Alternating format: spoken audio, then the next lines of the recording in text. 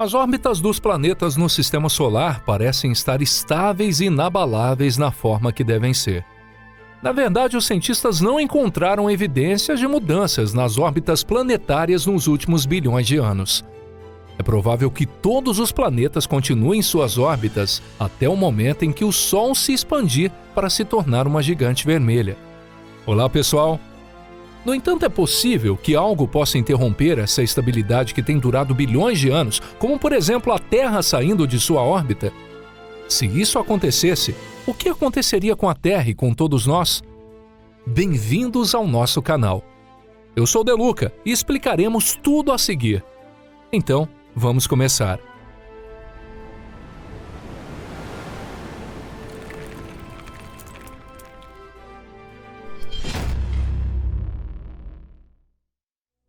Aqueles que destroem órbitas. Nos primórdios do Sistema Solar, este era um lugar muito mais caótico e divertido do que é hoje. Anteriormente, acreditava-se que os planetas haviam se formado em posições muito semelhantes à de suas órbitas atuais. Mas, recentemente, descobriu-se que não foi o caso. As órbitas dos planetas estão sujeitas à influência gravitacional do Sol e um dos outros, e, portanto, estão sempre mudando. Além disso, havia mais planetas no Sistema Solar naquela época do que agora.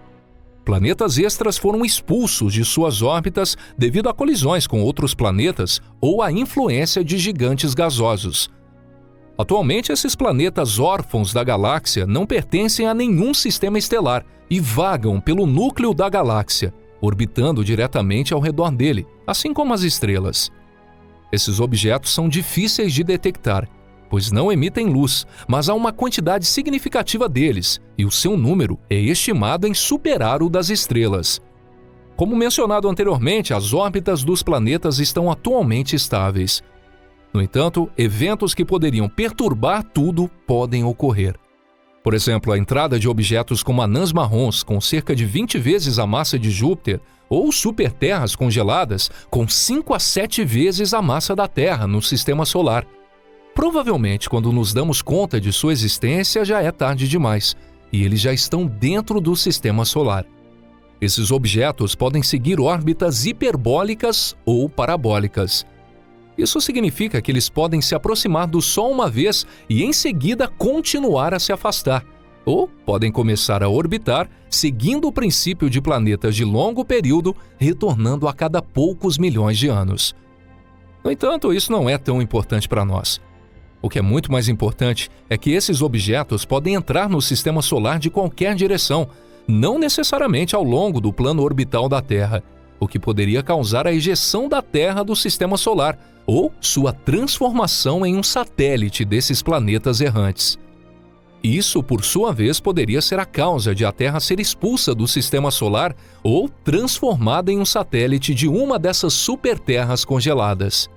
No segundo cenário, devido ao motivo mencionado anteriormente, a situação da Terra não mudaria fundamentalmente. Em outras palavras, estaríamos no espaço interestelar, ou permaneceríamos no Sistema Solar, mas nos aproximando do Sol a cada milhares, milhões ou bilhões de anos. Em qualquer caso, um dos cenários que eu vou apresentar a seguir aguarda a Terra. Se esses invasores no Sistema Solar forem estrelas, a situação se tornará ainda mais crítica. Vamos explicar tudo em ordem. O período da Grande Era do Gelo. Os convidados indesejados se aproximam gradualmente. Se forem planetas, eles aparecerão como estrelas muito brilhantes à noite, ficando cada vez mais brilhantes à medida que se aproximam da Terra, eventualmente se tornando visíveis durante o dia. Isso se assemelha à forma como às vezes a Lua é visível no céu durante o dia.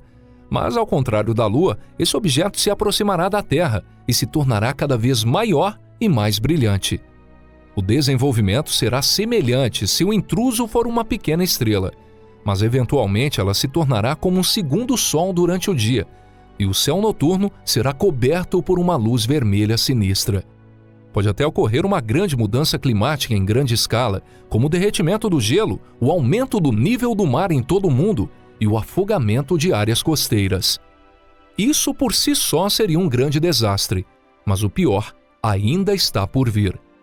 Com o tempo, os convidados indesejados ficarão cada vez mais tênues e pequenos nos céus da Terra. No entanto, o mesmo acontecerá com o Sol. O que acontecerá depende muito da massa do intruso em si. Quanto maior o intruso e quanto mais perto ele passar da Terra, pior será a situação. Se a Terra for literalmente expulsa da órbita em alta velocidade, o avanço do congelamento ocorrerá inevitavelmente mais rapidamente. No entanto, a crosta terrestre não está acostumada a tal velocidade, o que causará uma grande tensão. Isso resultará em terremotos e erupções vulcânicas extremamente destrutivas, e a crosta se romperá completamente, afundando em um oceano de lava. Nesse ponto, não iremos sobreviver até que o congelamento seja completo. Outra ameaça é a Lua. A Lua também sofrerá danos, mas dependerá do destino, se ela permanecerá uma lua da Terra, se afastará ou se chocará com a Terra. O mais destrutivo, sem dúvida, é a terceira opção. No entanto, mesmo que a Lua permaneça em sua posição atual, sua órbita mudará. A órbita da Lua é afetada não apenas pela Terra, mas também pela influência do Sol. A Lua pode se aproximar ainda mais da Terra. E se isso acontecer, a fase 1 da fuga da Terra fará ter marés muito mais poderosas. Levará muitos anos para a Terra se afastar do Sol a uma velocidade normal, que não destrua o planeta. Durante esse período, a atividade tectônica gradualmente se acalmará, mas a temperatura começará a diminuir gradualmente. O Sol no céu ainda será visível e brilhante. A temperatura cairá para menos de 50 graus negativos. Uma nova era do gelo começará. Os invernos serão ainda mais longos, os verões mais curtos, e os polos se expandirão. O gelo cobrirá a maior parte da Eurásia, América do Norte, América do Sul, Austrália e a maior parte do sul da África, enquanto os polos se estenderão até o Equador. Nessa época ocorrerá outra extinção em massa. Primeiro, os seres vivos que preferem climas quentes desaparecerão, seguidos pela maioria das plantas. Então, os herbívoros desaparecerão, seguidos pelos carnívoros. A humanidade também enfrentará desafios extremos. Os recursos, especialmente alimentos, diminuirão significativamente. Para simplificar, suponhamos que nessa época a Terra não esteja em um plano orbital com outros planetas ou asteroides do cinturão principal. Portanto, a colisão com eles é praticamente inexistente. No entanto, mesmo que isso não ocorra, enfrentaremos circunstâncias difíceis. A temperatura da superfície da Terra finalmente cairá para abaixo do ponto de congelamento, primeiro para cerca de menos 50 graus Celsius negativos e, eventualmente, para menos de 100 graus Celsius negativos. Nesse ponto, a Terra se tornará uma bola de neve. O Sol ainda será visível e brilhante, mas a temperatura durante o dia cairá para menos de 50 graus negativos. Embora ainda seja visível, o Sol será muito menor e mais fraco. Eventualmente, quando a Terra estiver na órbita de Urano, a temperatura cairá abaixo do ponto de congelamento dos gases atmosféricos.